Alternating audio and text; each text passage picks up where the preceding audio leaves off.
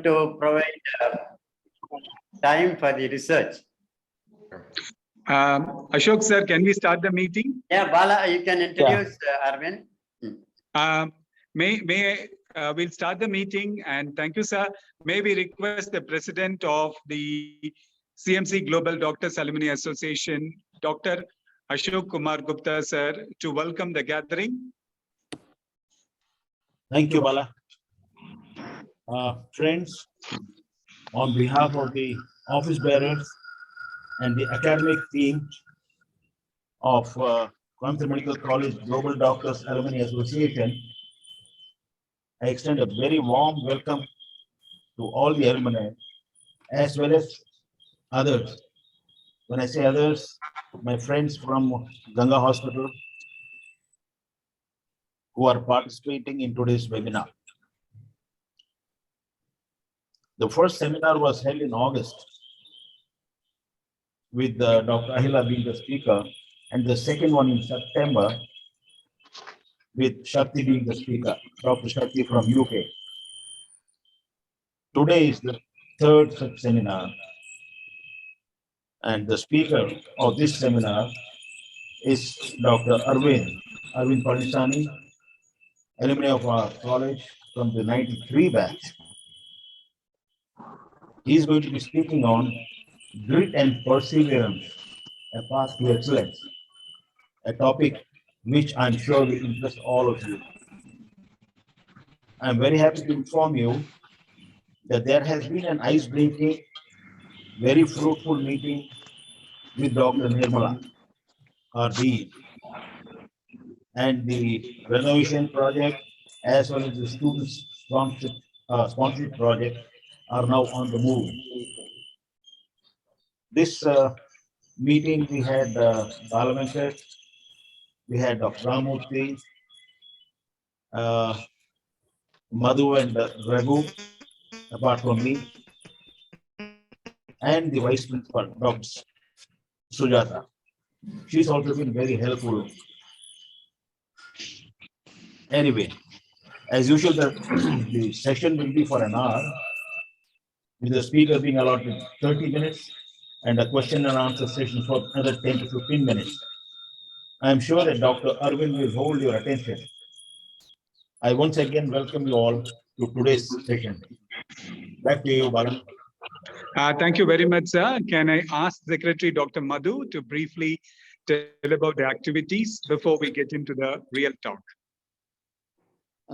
Good evening, respected members of Coimbatore Medical College Alumni Association, and hi to Dr. Arvind Palanisamy. We've heard quite a bit about you from Dr. Anbu, who works with us in KMCH.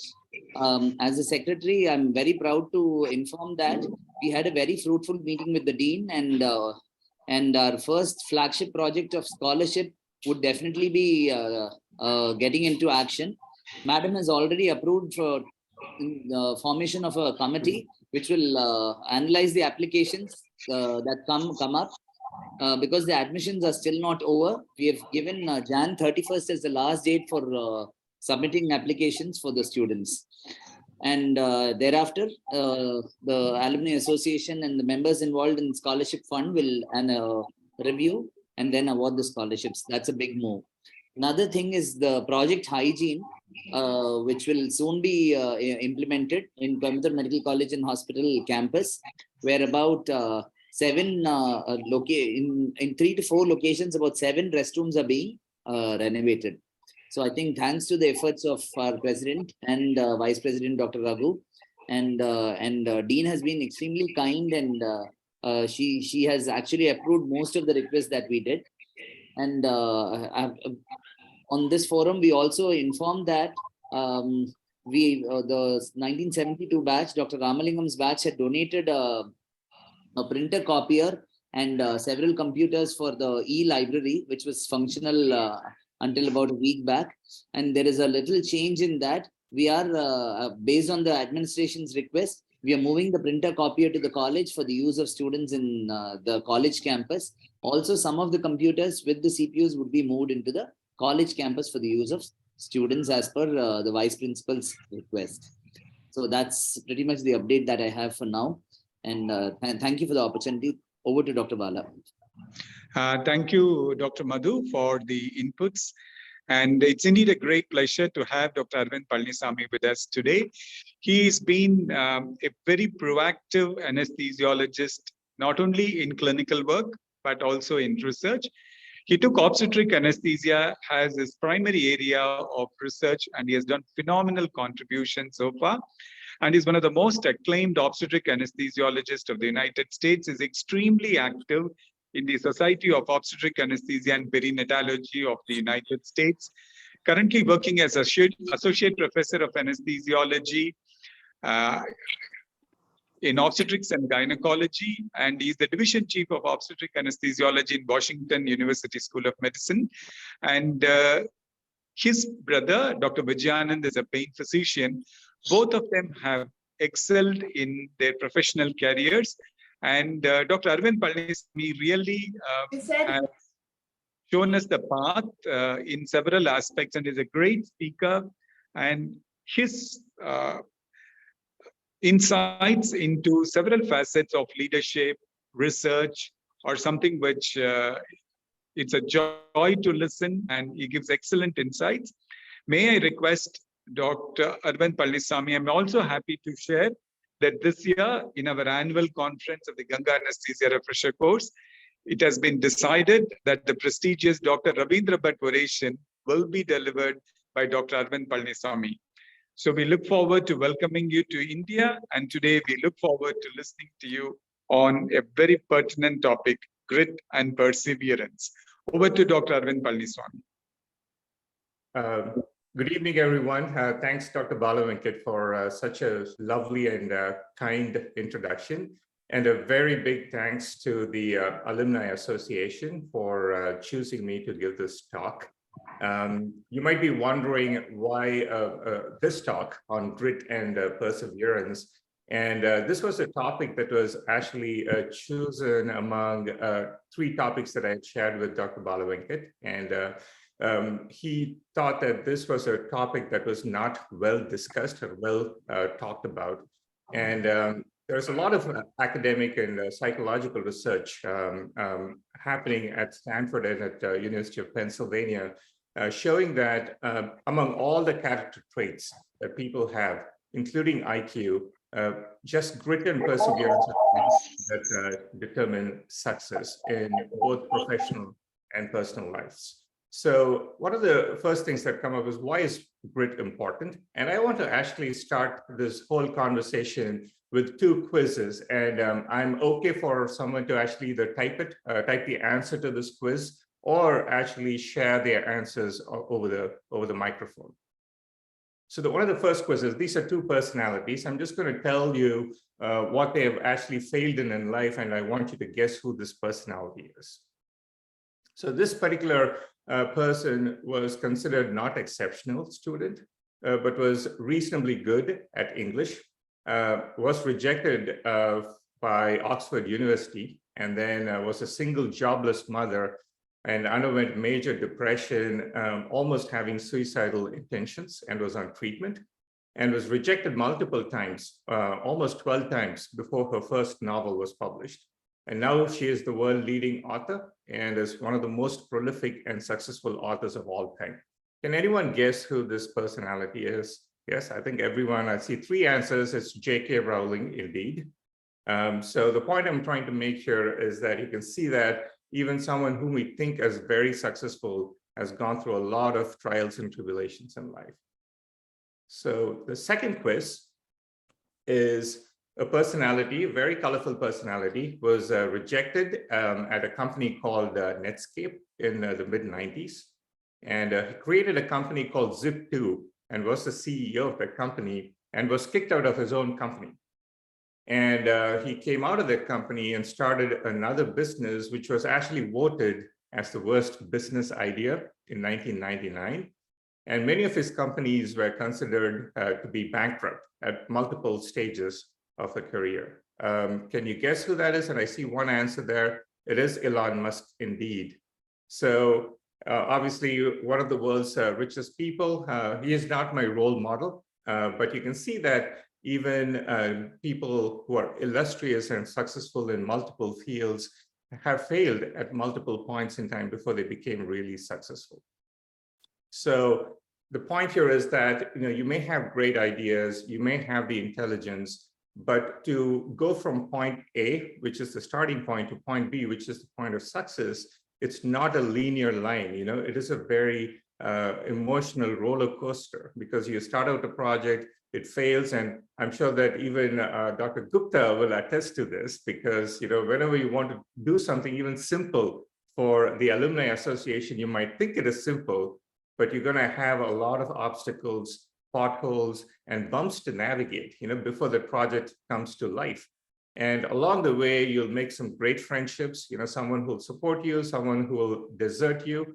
And but all it takes is grit and persistence to stick with the idea, because ultimately what is driving you is just passion and purpose, because you want to do the right thing for the Alumni Association and for our alma mater. And I think the passion and purpose is what defines and gives us purpose and gives us that grit and persistence to plow through all of these problems before we achieve success.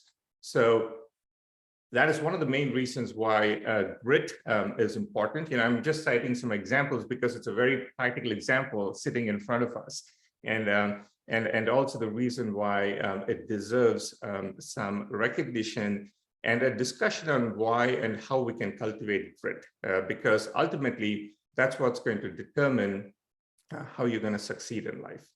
So let's take a look at the overall career trajectories of people who graduate out of medical school. Okay, so for medical college, the early phase of medical college, getting into medical college, going through all the subjects in medical college and passing out, and then doing your post-graduation, the initial phases, all of them, just intelligence alone is okay to get by. But once you graduate from a postgraduate degree, then you have like three different categories. There are some people who just flame out, they just drop, they don't do as well for many reasons. And then there are some who are very intelligent, but they're not able to take that extra step. I call it arrested development, because they have the talent, but for some reason, they don't have that drive or the willpower or the motivation to pursue anything beyond that.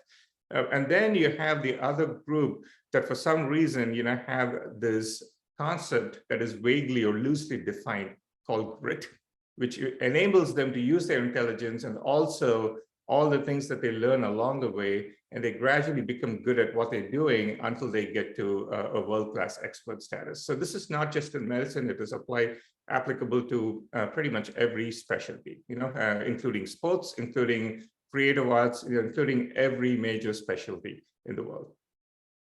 So we have talked about why grit is important. The second question is, I'm not a motivational speaker, right? So why am I qualified to give this talk?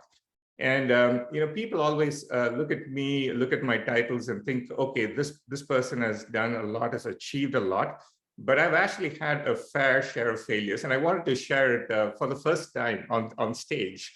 When I was in my 10th standard in school, I was considered a very a brilliant student. I was always, and I'm sure Dr. Gupta's son would probably attest to this.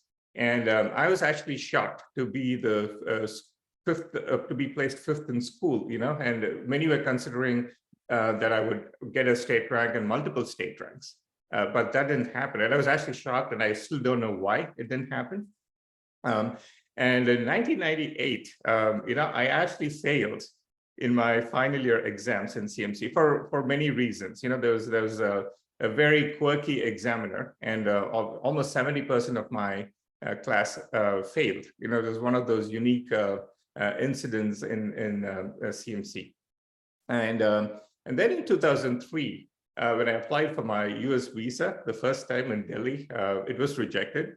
And then I went to the United Kingdom, and they had this exemption for PLAB for anesthesiologists. And I had applied, and within a week, they said, oh, we have discontinued the PLAB exemption pathway. So there are a lot of failures everywhere, so don't just look at my title. So I've actually gone through multiple things. And then in 2005, I was actually in England, and I applied for the US visa in England to do my US MLEs. Just 1 week before my US visa interview, the London tube blasts happened, and the London US embassy was closed. They said they are not going to process any visas, So overall, it's been a bumpy ride, even though the timeline shows it on a linear scale. It was a bumpy ride. It is difficult. I've been through multiple failures, in fact, failures that are directly kind of related to where I am right now. And since 2009, I moved away from clinical research to basic science research, which I had no experience with growing up and going through medical college and my post-graduation in India. And I've applied for multiple research grants, and I've had a lot of failures. So just to kind of give you a sense of how I have stuck with what I thought was the right thing to do and persisted, I'm actually sharing a very candid screenshot of my National Institutes of Health grant application page. This goes all the way to 2018. So in the past 5 years, I've actually applied for almost 8 grant applications. And you can see that on the far right, has seen a lot of red and oranges, and these are grants that were unsuccessful. Okay. And each grant application takes about 2 to 3 months to write. So that's basically 2 years of my life, right there on the screen. So again, not very successful. The overall successful rate is about 8%. So only about 8% of all applications to the National Institute of Health succeed. So obviously, considering all of these failures and all that I've been through, I think I'm maybe a little qualified to talk about grit and why it's important to persist in life for things that you think are important. So what exactly is grit, right? We always talk about grit and persistence, and it's a very vaguely defined concept. It is there in every culture and religion and every country. In Japan, it's called Gamburu. In Finland, it's called Sisu. In the Palestinian Arab culture, it's called Sumat. And even our own Tiruvalluvar calls it Talanai. So what exactly does it mean? It means many things, but in English, they capture the idea in phrases. So it's a relentless pursuit of excellence. It's indomitable spirit or resilience. You can actually call it either way or put all of them together. But grit is the ability to persist in the face of adversities with long-term goals and projects in mind. So the next question then is, okay, are you born with grit, or is it something that can be cultivated over time? It turns out that grit is pretty similar to the IQ. So if you look at the whole concept of IQ, obviously there's a genetic component to it, which determines the upper and the lower limit of your intelligence. But it's a sliding scale, what you do with it and how you can hone your intelligence actually decides which end of the spectrum of your genetically endowed IQ that you fall on, because you can really not use your intelligence at all or gradually build upon it and make it better. And like IQ, grit also has got a genetic component, and it's believed that the contribution of genetics to grit is much less than that of the IQ. And more of grit can be developed through focused training. And so here you have an upper and a lower bound, and you can do a lot of things to actually incorporate grit in your life, even if you think you don't have that particular talent. So to be able to develop grit, if there are medical students right now who are logged in, I think one of the first questions you need to ask yourself is, what are you passionate about? Yes, it has to be something related to medicine, but you also have to dive deeper into your life to truly understand yourself, right? So you have to look at what fascinated you when you were a child, what excited you when you were a teen, what's your favorite hobby? Was there any activity that you enjoyed doing so much that you lost track of time, that you were completely immersed in it? And you can also take feedback from your parents, your teachers in school, were you a curious kid, were you into sports, were you into computers? We all have different personalities with different interests, as children. And somehow when we get into medical college, we kind of go into the professional side, lose all of these passions. And the reason why it's a good idea to reconnect with your passion is that you can actually bring some elements from all the ideas and passionate stuff that you were interested in early on in your life into your medical training and into your professional career. It is definitely doable. So for example, you can actually align your career with what you're passionate about. For example, if you're a person who's interested in computers, in programming, and if you're a medical student now, you can actually consider a career in bioinformatics or biomedical engineering, where I can actually do programming for neuroprosthetics, and then what this does is, instead of choosing a discipline that you are choosing just because it is the most interesting thing to do, you also have this passion overlay on top, and it allows you to actually push the field forward and push yourself to become good at something. And likewise, if you're interested in sports, obviously as a medical student, you're wondering, I like sports, but I cannot do this when I'm in medical college in my professional career. Well, you can choose sports medicine. You can actually bring your interest in sports and sports injuries and be an orthopedic surgeon and actually specialize in sports medicine. These are just some ideas, and these are the ideas that allow you to merge and blend your passion with something into your medical curriculum. My own personal case was curiosity. I was always a curious kid, always interested in why things work. Even when I was reading pathology, I was like wondering, okay, why does this happen? So I was very curious, and naturally, over time, once I completed my post-graduation and I started my clinical training and my career, I gradually gravitated towards research. And I actually took a year out and then worked as a postdoc in a neuroscience lab to learn some of the techniques before getting into bench research. So one of the first things I would urge you to do is try to identify what your passion is outside of your profession, and then try to see if you can bring the passion into your medical professional background. Okay, so passion with purpose, therefore, is basically the foundation of grit. Unless you're passionate about something and you have a purpose, you have a long-term goal on where you want to go, it's impossible to be gritty or persistent in that particular topic. So moving on to the next piece, which is motivation, right? So they're all interlinked. Resilience, motivation, endurance, they're all linked. And there are broadly two different categories of motivators. So you have intrinsic motivators, which come from within you.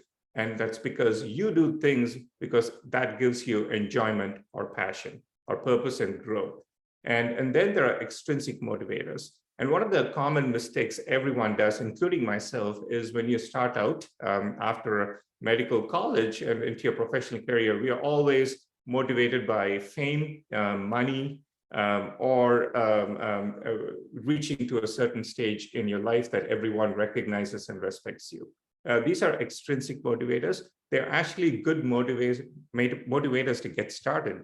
But however, if you are chasing really long-term goals that really need a total focus, attention, and persistence, they will eventually not help you. I think it has to come from within. The intrinsic motivators definitely tend to outlast the extrinsic motivators.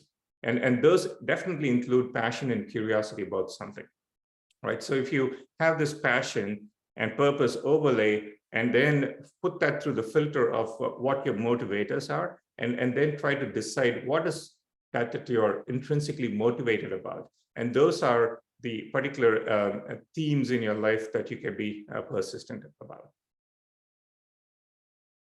So I talked about my interest and my curiosity and why I gravitated towards research. But I think it's also very important for me to share my personal story. For me, my passion is to challenge established dogmas or established clinical practices with new perspectives. I always like to take a topic that is set in stone that people do not really think about critically, and then go to the lab, use my animal models or clinical research, and then challenge that particular way of thinking. And I want to just highlight a few of those. So on the top left is one of the first studies that I published in 2011.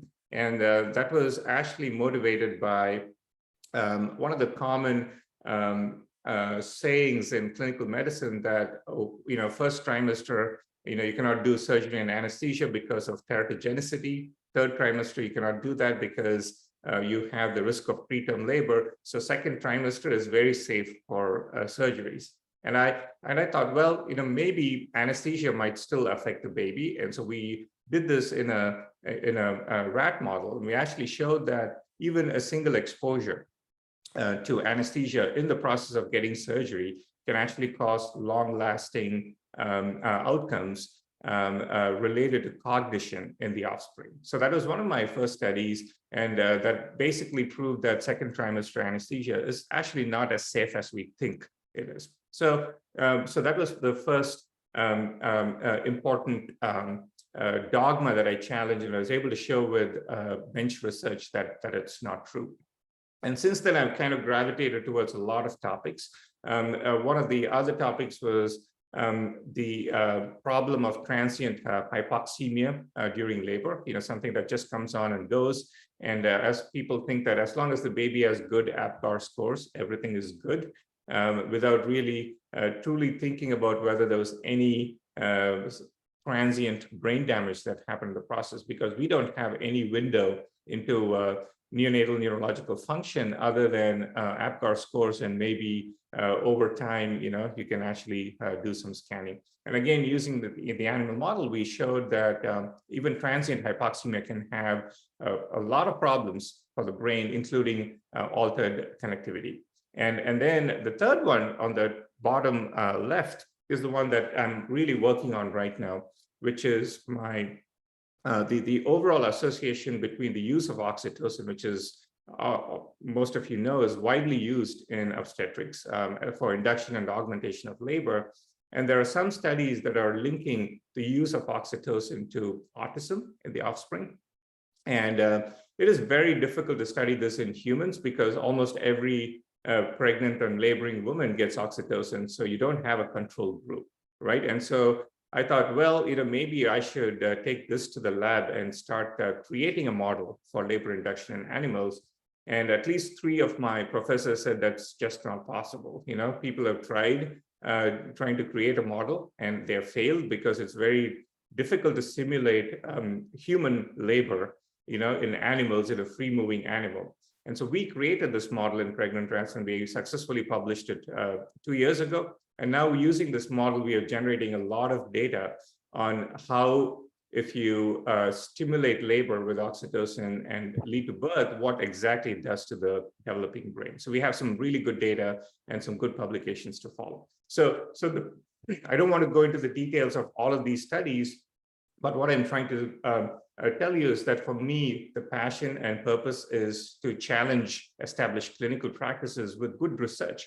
And actually either to prove or disprove what people have thought about these issues in a very scientific way. So for me, that is my passion. So you need to understand what your purpose is, and that allows you to be gritty. So all of these things that I highlight here comes from almost 9 years of research. And as I showed with the previous page, 8 of those applications were rejected by the National Institutes of Health. So it's not that I've been successful just because I've published so many papers, but I've been successful because I've been persistent and keep going back to the National Institutes of Health for grant applications. So behind every success, there's a lot of turmoil and a lot of sadness and disappointment. And so one of my advice to my own mentees here is to never lose heart. If you believe in something, you just have to keep persisting. Obviously, you have to learn, make sure that you don't make the same mistake, and then tweak your approach and keep moving forward.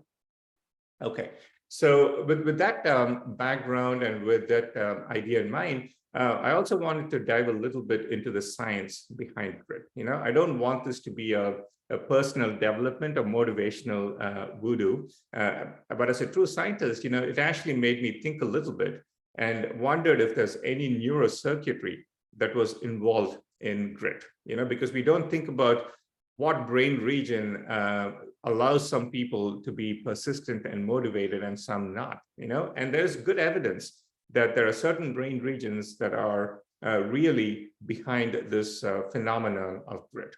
And one of the most important brain regions is on the left side. It's marked in blue. It's called the dorsomedial prefrontal cortex. There are a lot of other accessory regions that are involved in how motivated or persistent a person is. And that includes, on the right side, you see the anterior cingulate cortex marked as ACC. So there are definitely neurocircuits in the brain, especially in the prefrontal cortex, the dorsomedial prefrontal cortex and the anterior cingulate cortex, that seem to be the main drivers of motivation, self-control, and a persistence with it.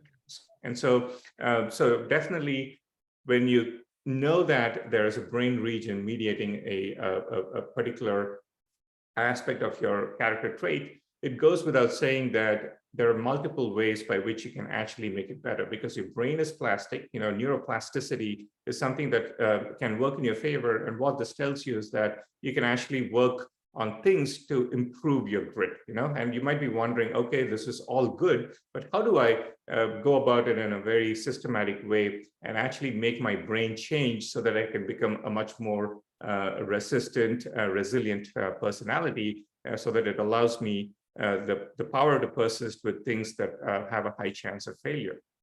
Okay, so one of the first tools, and I'm sure you had a wonderful talk by Dr. Saktidharan, who is actually a very good friend of mine, about the importance of meditation and yoga. And it turns out that the single best tool there is out there to improve grit is meditation. So I just wanted to share one recent study by a group from South Korea. So what they did was they selected randomized people to an intervention, either a 4-day meditation retreat or a 4-day just a relaxation retreat in a spa. So that was the control group. And they had an immediate follow-up with a self-reported scale for grit and resilience. And they also did an MRI at the same time. This is just after 4 days of either meditation or control exposure. And then they had a follow-up at 3 months. And surprisingly, what they found was that if in the group that meditated, there was a sustained increase in functional connectivity between the two brain regions, which I thought are important for grit, which is the dorsomedial prefrontal cortex and the anterior cingulate cortex. Just 4 days of an intense meditation retreat was able to provide sustained increases in functional connectivity. And obviously, this is a change in the brain, but does it reflect in grit? And so when they measured the resilience quotient test, this is a series of questionnaires, and they do this before and after the intervention. What they found was that even at 3 months, the group that did meditation had really, really high scores in the resilience quotient test. And this was highly correlated with the increase in functional connectivity in the anterior cingulate cortex.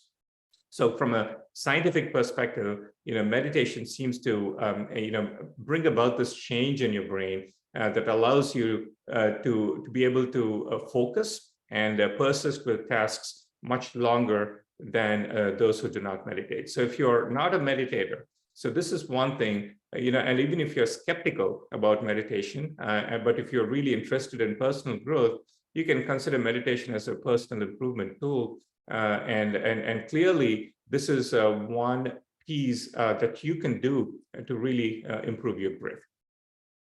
Are there any other ways to improve grit? There are a lot of studies that have shown that if you challenge your brain by doing tasks outside of your professional career, if you really pick up a creative hobby, like playing a new musical instrument, taking up painting, even martial arts, or learning a new language.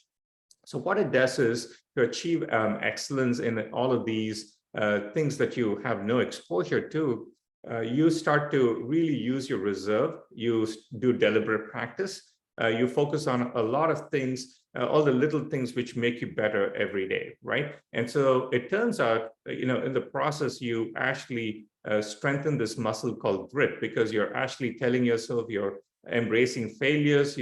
Sometimes your violin really is out of tune and you get better at it over time, right? And it turns out that people who stretch themselves out of their professional career and do all of these creative hobbies, for some reason, the brain undergoes rewiring, and they actually have more functional connectivity between the two brain regions that I mentioned. So if you're thinking, well, how do I improve or become more grittier? If you're not a meditator, then you can actually pursue one of your hobbies and actually try to become really good at it, because in the process of getting good at it, your brain rewires and it gets better. And this strength, this grit is actually transmutable. Once you develop that, it's the same brain region that's going to make you grittier with your professional life as well.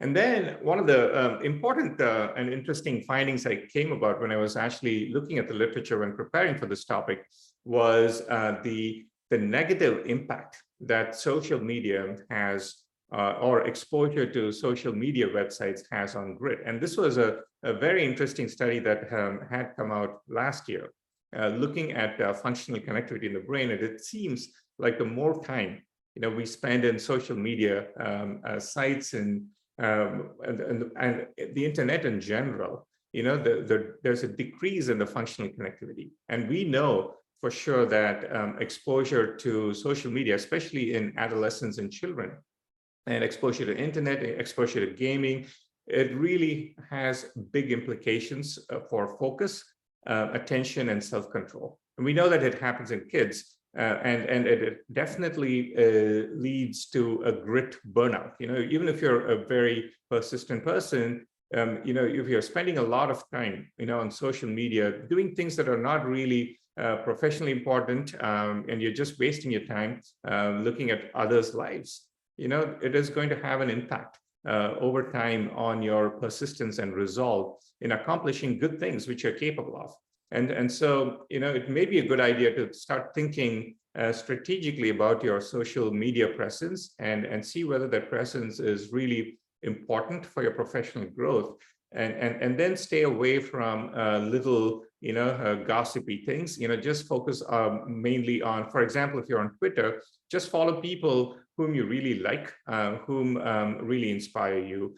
Same thing with any, Instagram, WhatsApp, doesn't matter, So, but the overall idea is that try to minimize your time, because it definitely leads to a grit burnout.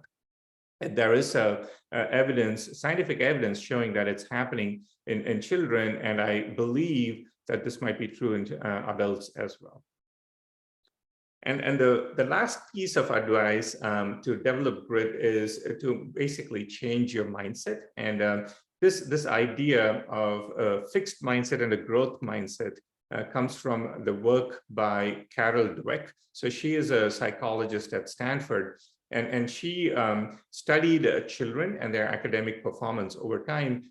And she realized that the children who thought that they can improve over time almost always did better academically, compared to the children even who are smarter to start with, but believe that they cannot improve upon their skills. So what exactly is the growth mindset, and how do you distinguish it from the fixed mindset?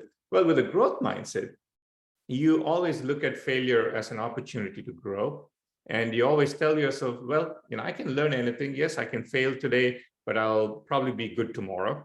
Challenges help me to grow, and I like to try new things. I take feedback, I make some tweaks, and go back again, try to do the same thing, but with a slightly different approach. So that's the growth mindset. Whereas the fixed mindset is always blaming yourself, thinking that failure is just what I'm destined for, and that I don't like to be challenged. My potential is predetermined. I cannot do anything more. So that's kind of the fixed mindset.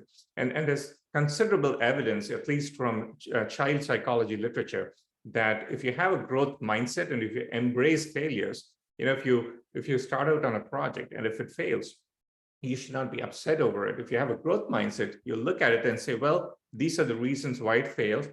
And maybe if I do these things differently, it might succeed another time. And the other time might come next year. You can go back and attempt to do the same project with a slightly different approach.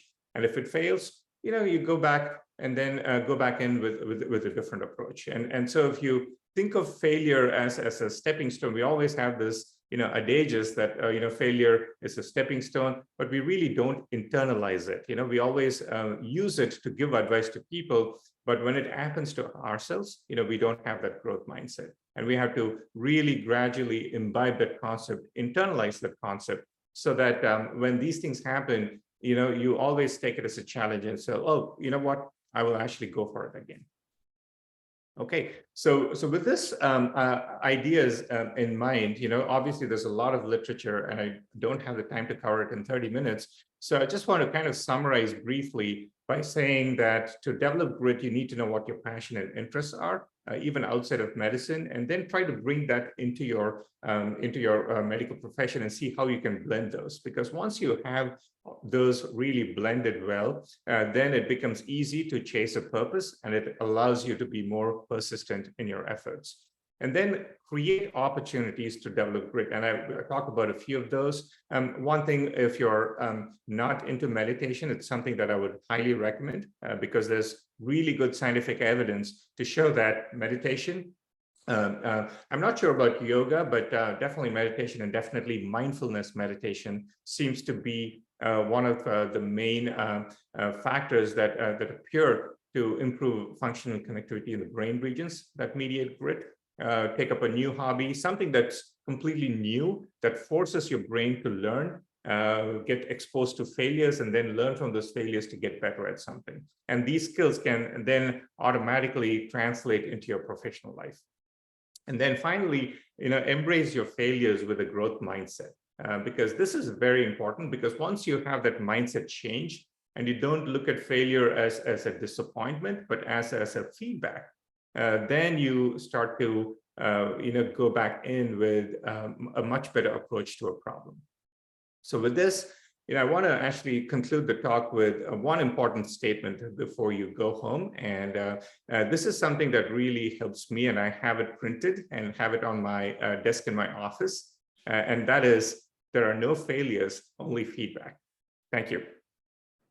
And if you need to understand a little bit more about the concept of growth mindset or grit, these are two suggested readings, and these are two researchers that have done extensive work, Angela Duckworth and Carol Dweck. So if you really want to get started on this topic, and I would encourage you to read these two books. They're pretty easy reads, and it'll kind of give you a good framework on how to become grittier in life.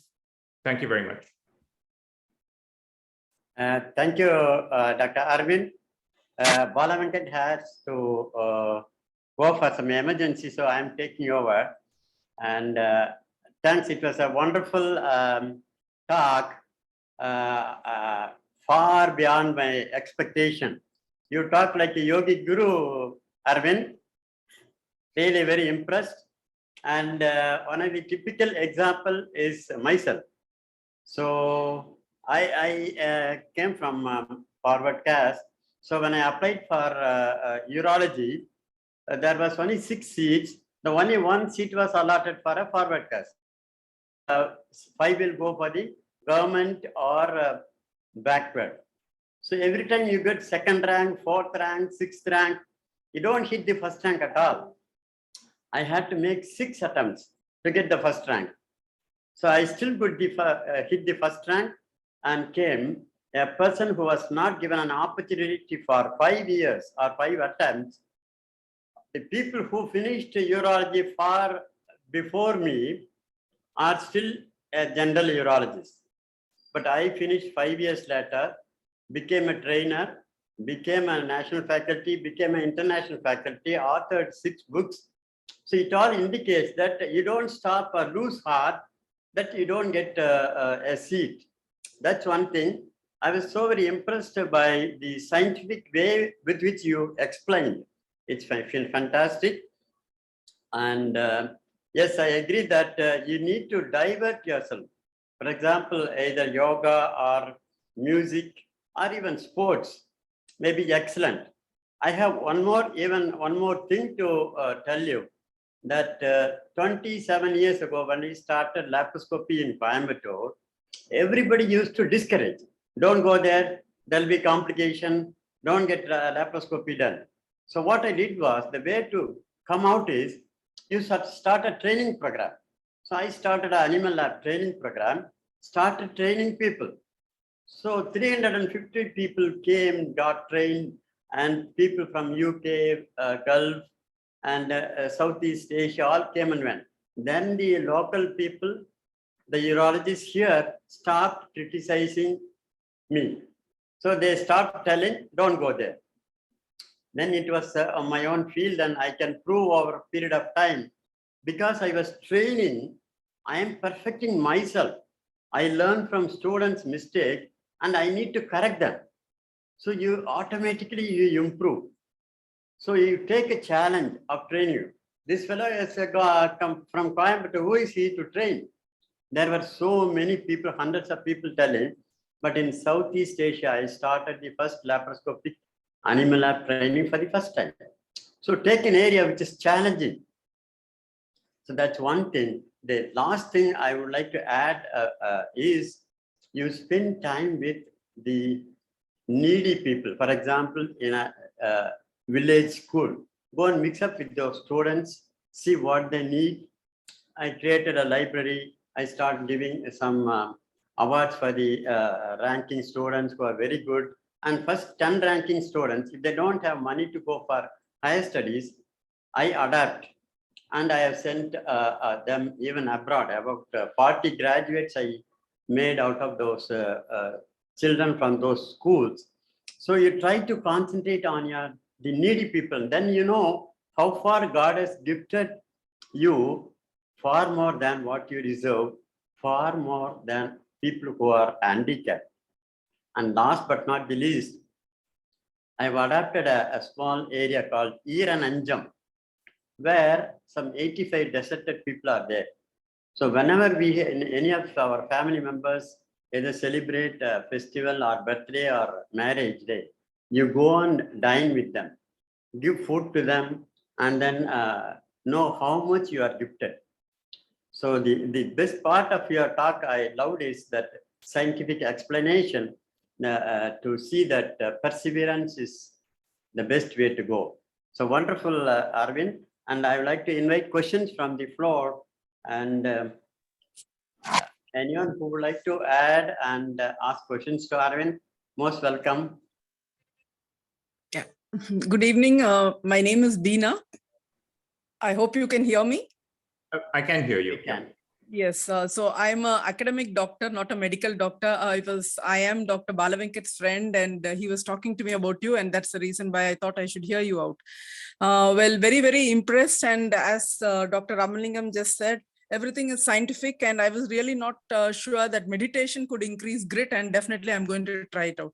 But then, Doctor, you said passion and purpose, very true. But then purpose, if you see, goals precede purpose, or goals is equal to purpose. I'm not very sure about that equation. But then of late, there has been a lot of research which says goal setting causes more harm than good. It says it makes you less successful. It says you shouldn't have goals, and you should, it sort of narrows the focus. So what should we be doing? Should we be having goals? Because without goals, there's no purpose. Without purpose, there is no passion. So what do we do? So that's actually a very, very good question, Beena. So I think goals, so you're bringing in two different strands of research. So if you're setting really short-term goals, yes, it can be very detrimental, because then you're putting everything on feedback from that, and if it fails, it really kind of starts to corrode your ability to persist. When I say goals, I'm talking about long-term goals. If you have a 30,000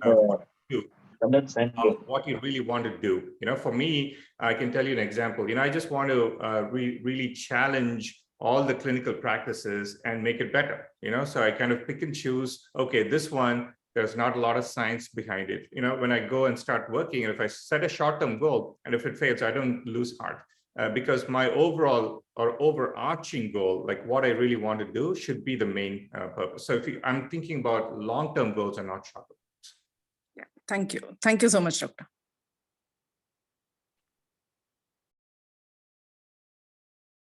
There any other question? If not, Arvind, can you hear? I can hear you, Dr. Ramalingam. Yeah, there are some people who have who come to a certain level and then they don't go beyond. There are so much opportunities. You try to motivate, you try to guide, but they don't take off at all.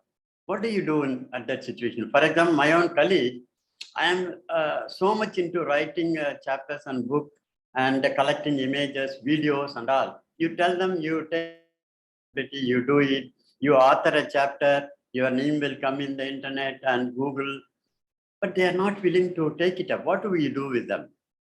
Well, that's a very good question, Dr. I face the same problem because I see a lot of people with talent. The main issue is that you can only do so much to pull them up, because they're all in a comfort zone. They are risk averse. They don't want to, because if you really want to pursue long-term goals and really want to challenge something and become good at something, you need to come out of your comfort zone. And unfortunately, staying within the comfort zone is pretty much decided by the upbringing, the kind of upbringing they had. And if they came up in a very cloistered, very protected environment, they feel very vulnerable to come out of it. They find it very difficult to challenge themselves and come out of the comfort zone.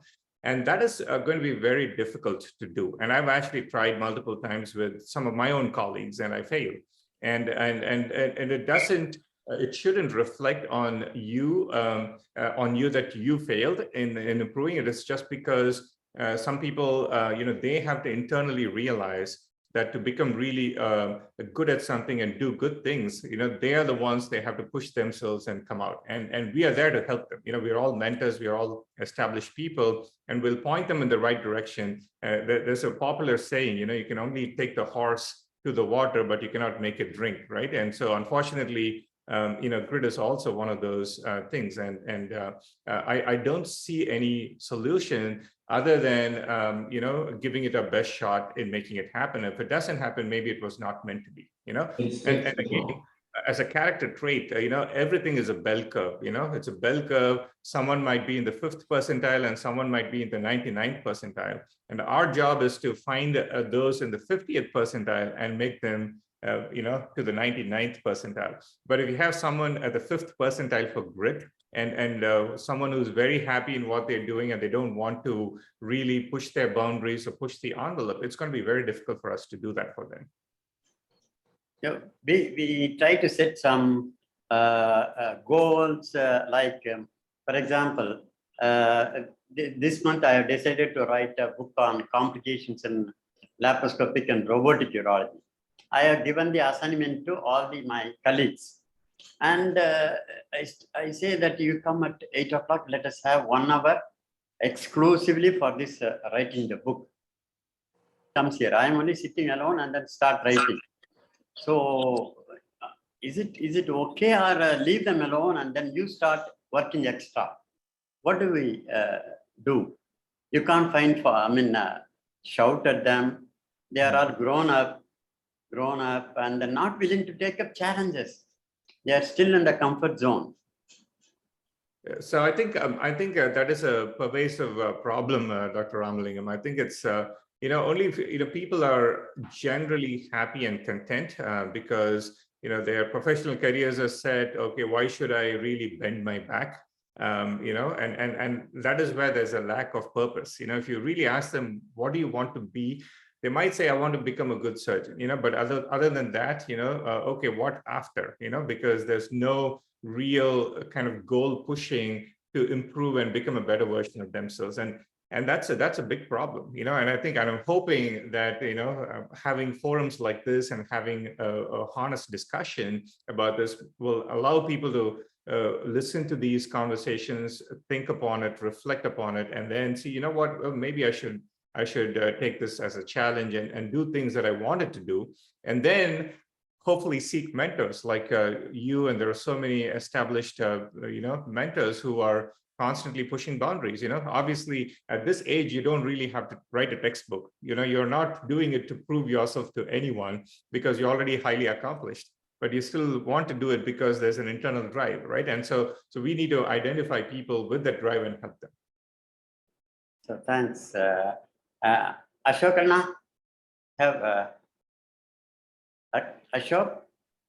Yeah, Rama.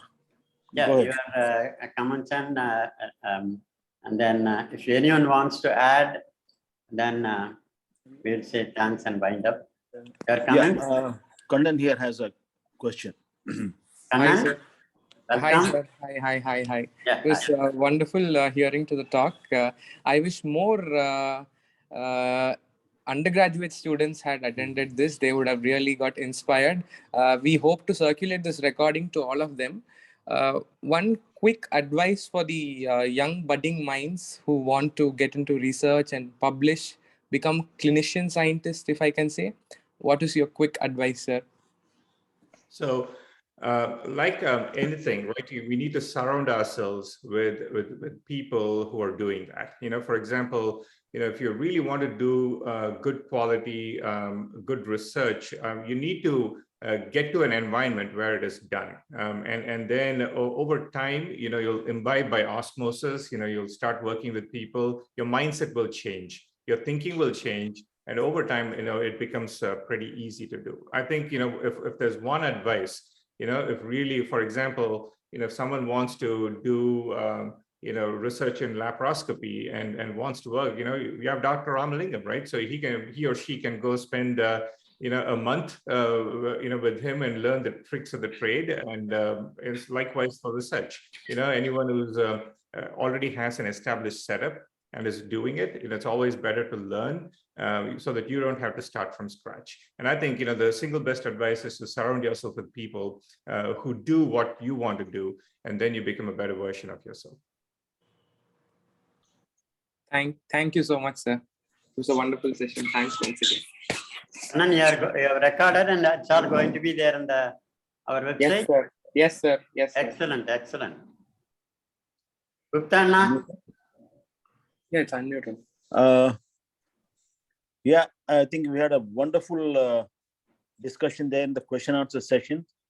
And of course, before that, the excellent narrative from Arvind. Arvind, sincerely thank you for the insight.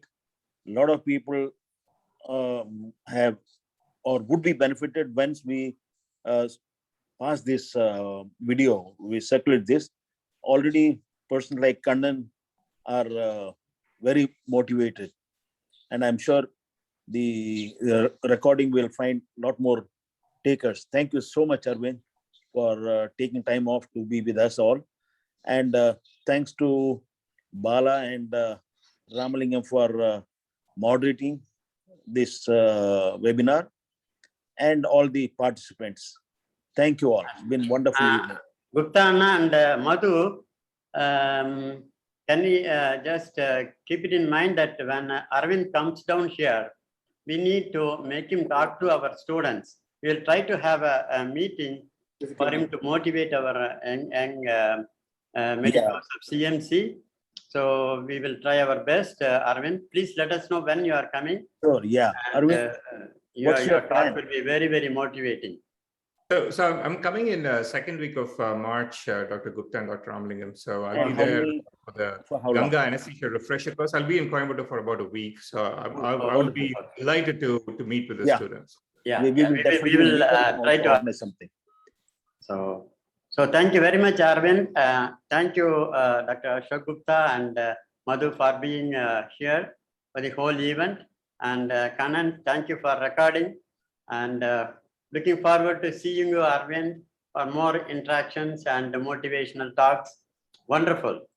You are a star. You are not just anesthetist, but a star. Yeah. Thank you, Arvind. Thank you very much. Thank you.